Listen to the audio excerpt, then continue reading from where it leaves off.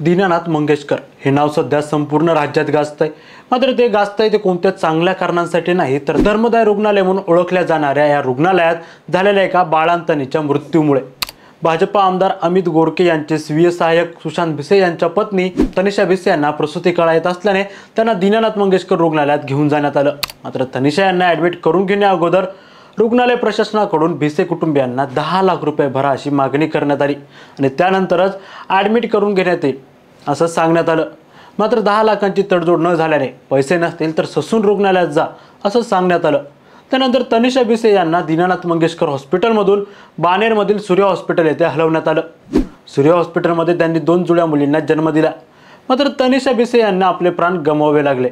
नंतर दीनानाथ मंगेशकर हॉस्पिटलवर तनिषा भिसे यांच्या हत्येचे आरोप लावण्यात आले। या सर्व प्रकरणानंतर महाराष्ट्रात संतापाची लाट उसळली।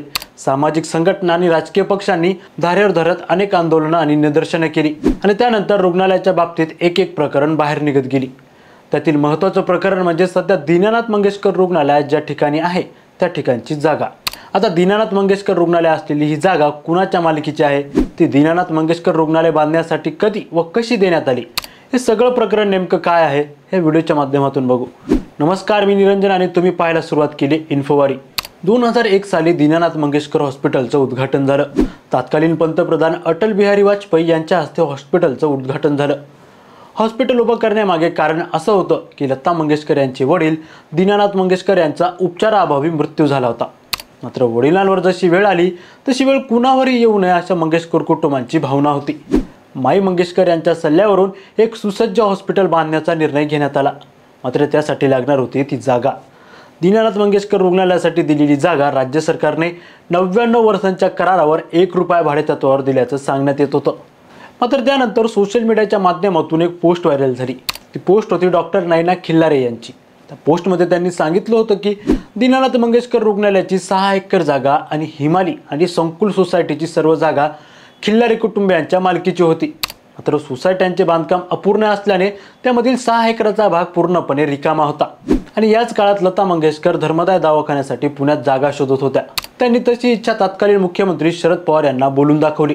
त्यानंतर शरद पवार यांनी पुण्याचे माजी महापौर भाऊसाहेब खिल्लारे यांच्याशी संपर्क साधला आणि म्हणाले की कर्वे रोड, डेक्कन कॉर्नर, पोड फाटापर्यंतच्या सर्व जमिनी तुमच्या मालकीच्या आहेत। लता दीदींना पुण्यात एक धर्मदाय हॉस्पिटलसाठी जागा शोधत आहेत, तुम्ही तुमची जमीन रुग्णालय उभारणीसाठी देऊ करावी। मात्र त्याचवेळी शरद पवारांनी भाऊसाहेबांना हसत हसत एक धमकीच दिली।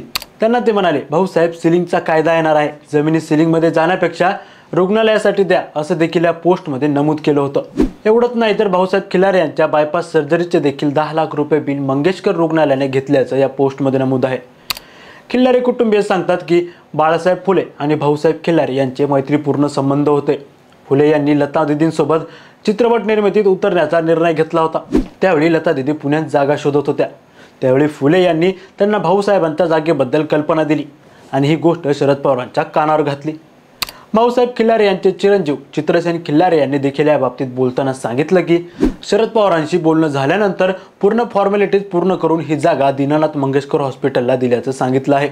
खिल्लारे कुटुंबाने माध्यमांशी बोलताना सांगितलं की जेव्हा पंतप्रधान अटल बिहारी वाजपेयी यांच्या हस्ते या रुग्णालयाचे उद्घाटन झालं त्याचवेळी रुग्णालयाला जमीन देणाऱ्या भाऊसाहेब खिल्लारे यांना पहिल्या रांगेत स्थान देण्यात आलं नव्हतं किंवा व्यासपीठावरही बोलवण्यात आलं नव्हतं।